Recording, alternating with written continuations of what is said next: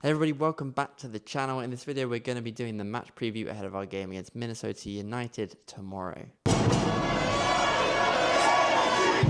everybody, I'm Tyler. Welcome back to Big TV. Appreciate you tuning back in once again. If you want to see more Nashville SC fan content just like this, hit the like button and subscribe. So, we have done well in the start to our season. Nashville SC have done well with our win and a draw. So not a bad start, and we are most definitely doing well on the defensive side of things.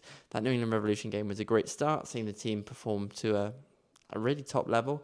And then in Dallas, I think perhaps with the Sam Surridge injury or illness, and then a Corcoran red card, to come out of it with a 0-0 draw, I think we should probably take that as fans, and it isn't a bad start to the season.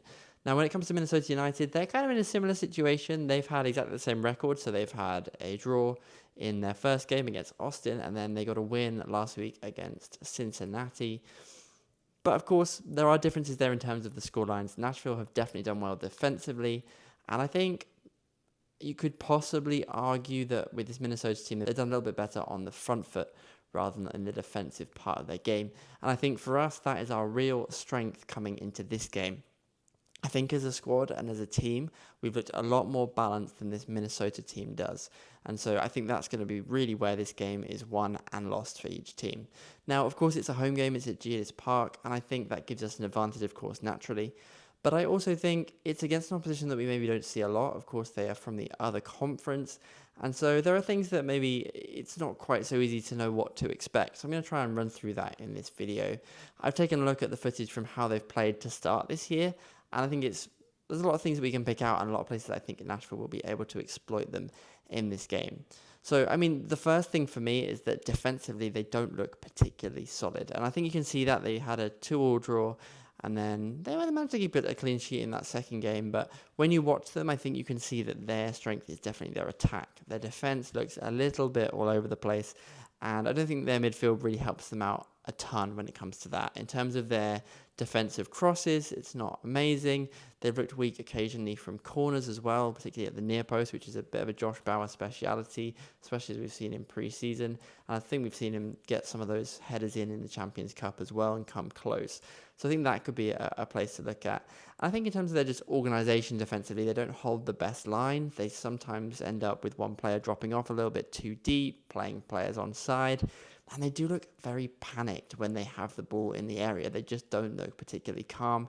And I think that's honestly a place that we can really exploit. We are very good at having players in and around the box and causing trouble. And I think with the amount of positional switching that we saw in the first game against New England Revolution, if we can do that again in this game, I think we should have more than enough for this defense to cause them real problems. So in terms of the way that this Minnesota United team plays, they seem to be kind of balanced. They're kind of happy to sit in their own half, but they will press in that half. They will definitely have their midfielders pressing the opposition in that half, and they do love to spring on the counter and get a transition goal.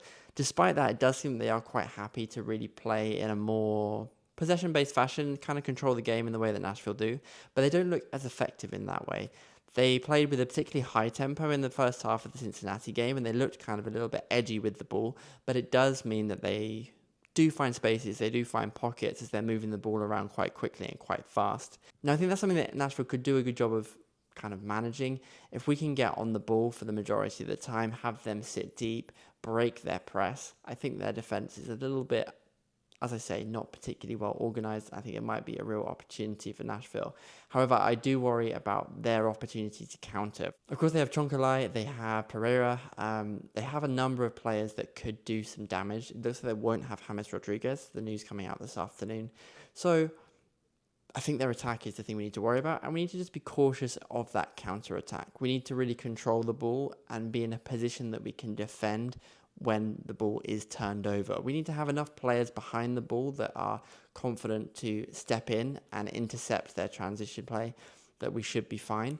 And I think that might mean that we need to have maybe Yazbek sitting there as that kind of quarterback role, just being in the middle of that defense, able to push up, retrieve the ball back if there is a transition, and hopefully make sure that we stay shielded. I think a lot like the analysis of the Dallas game, there's also a good hole to be found for Hani perhaps. They similarly play with a 4-2-3-1, and I think it's an opportunity for Hani to maybe make some space in there. Their midfield do like to push up, particularly with that transition like I mentioned. So if we can have Hani playing in the 10 role, being able to receive the ball and lay off a pass to either Espinoza or Madrigal on the left-hand side, or maybe slip a ball through the middle to Surridge, I think that could be a real opportunity as well. There's definitely a space in between their midfielders and their defence. And like I say, they don't communicate particularly well from what I've seen in the first game. One thing we may have to face, which we haven't faced so far, is the long throw. Now, they have a good capability from set pieces with their long throws, and these are some deep long throws. So we need to be making sure that we are really on our game when it comes to the defensive side. I honestly wouldn't mind seeing some players switched out in this game to reinforce our defensive solidity, because I think our attack will have way more than it needs to be able to take care of this team. The fact that they do sit deep and they're happy to absorb pressure and press and then spring a counter is of course a worry, and I do think we just need to make sure we've got that pace at the back. Of course, Walesi has a good amount of pace. We have Palacios, I think, has a good amount of pace too. I'm just maybe perhaps a little bit worried in the fullback areas, and that is a place where they have scored a couple of goals. They have delivered some great crosses from out wide, and so it may mean that we need to change up who we've got playing at fullback and perhaps also give some players some rest. I think overall that becomes a really big difficulty with this game, is the fact that we do have a lot of games now in a row again, like we did in the first couple of weeks of the season. Of course, we have Inter Miami coming down on Wednesday. We have another game at the weekend and then Inter Miami again. And that is quite a lot of game time. And I think we're again going to have to manage this squad. It's quite unusual to have to manage a squad quite so heavily so early in the season. Of course, BJ's done a great job of that with the Ottawa game and so on. But this level of opposition being a step up, it's going to be interesting to see this lineup and whether we see a number of players rested or if we're going to see basically the full lineup for consecutive games. I think realistically that's not going to happen. I think this team probably isn't used to that and isn't ready for that. But there is the other side of it that says that an elite mentality team just wants to get those wins, get that momentum, and every player should be wanting desperately to play every single game. And so I wouldn't be worried to see the full first team, but I think maybe we should have a few changes against this Minnesota United team. Overall, they are a decent team. I don't think we can discount them. We can't overlook their win against Cincinnati.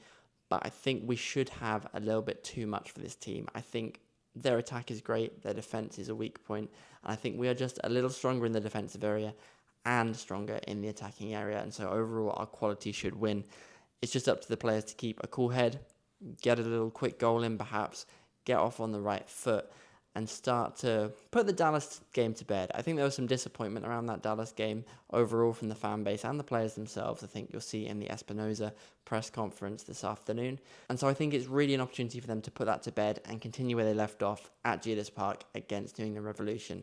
If we see that team come out again and play in that way, I have no doubt we'll get the win. In terms of my score prediction, I'm going to go for a 3-0 victory on this one. Our defense has been great. We've done really well in terms of keeping other teams out of our box. Schweiker's barely faced any shots, and I think we've looked really in control of most games, and I'm especially expecting that more at Geodis Park. So I'm going to go for a 3-0 for this one, a confident 3-0, and I'm really looking forward to seeing the boys in gold play again this weekend. So that's my match preview for this game. Don't forget to hit the like button and subscribe if you enjoyed this video and want to see more Nashville SC fan content. Let me know your score prediction in the comments. That's always really cool to hear and to see how you're predicting this game is going to pan out. And I'll see you in the predicted 11 video ahead of the game tomorrow.